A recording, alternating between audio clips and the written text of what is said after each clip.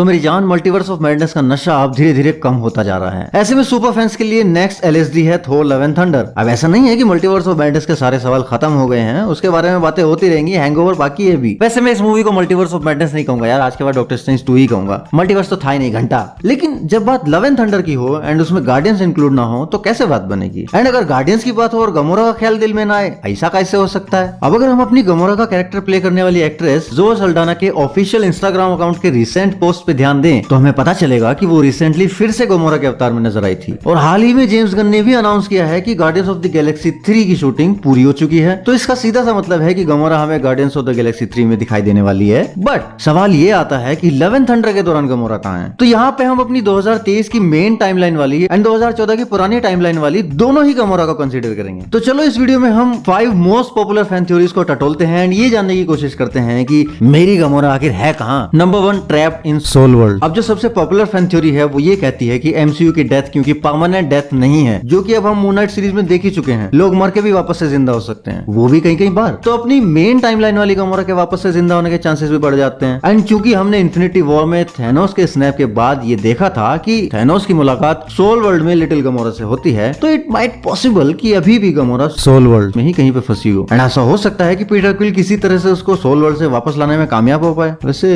दिल बहलाने को गालिब ये ख्याल अच्छा है। Number 2, turn to dust. अब इन्फिनिटी स्टोन्स के जरिए जब थैनोस ने स्नैप किया तब उसने अपना दिमाग खर्च नहीं किया था कि कौन सी आधी पॉपुलेशन धूल बनेगी और कौन सी नहीं। ये काम उसने रैंडमली माइंड स्टोन को करने दिया था। वैसे अगर आपको थैनोस के स्नैप का पूरा साइंटिफिक एक्सप्लेनेशन समझना है तो मेरी ये वाली शॉर्ट देख लेना, आपको समझ आ जाएगा कि थैनोस ने इस मैसिव टास्क को कैसे एग्जीक्यूट किया। बट जब अपने टोनी ने स्नैप किया तब उसने माइंड स्टोन को खुद से बताया कि किसको धूल बनाना है। तभी तो 2014 की पूरी बैंड पार्टी अपने बैंड मास्टर के साथ धूल बन गई। अब लॉजिक ये कहता है कि इस हिसाब से तो फिर 2014 वाली गमोरा को भी डिसइंटीग्रेट हो जाना चाहिए एंड शायद इसीलिए एंड गेम से गमोरा का ये सीन डिलीट कर दिया गया, यानी कि अभी भी ये सीन कैनन नहीं है। Number 3, on a random planet. अब अगर मान ले कि टोनी ने जब स्नैप किया तब थैनोस चाचा अपनी बारात के साथ निकल लिए, लेकिन गमोरा चूंकि अंदर से कहीं ना कहीं अपना फ्यूचर देखने के बाद बदल चुकी थी, तो ऐसा मान लेते हैं कि माइंड स्टोन ने उसको मरने वालों की लिस्ट से बाहर रखा। एंड एंड गेम का ये सीन भले ही डिलीटेड हो बट इसको भी अगर कैनन मान लिया जाए, मतलब गमोरा वहां से छुमंतर हो गई चुपचाप, तो अब वो किसी दूसरे ही रैंडम प्लेनेट पे है ताकि वो खुद का फ्यूचर डिसाइड कर सके और अपनी मेंटल कंडीशन को संभाल सके। एंड शायद इसीलिए अभी क्विल की शिप का कंप्यूटर भी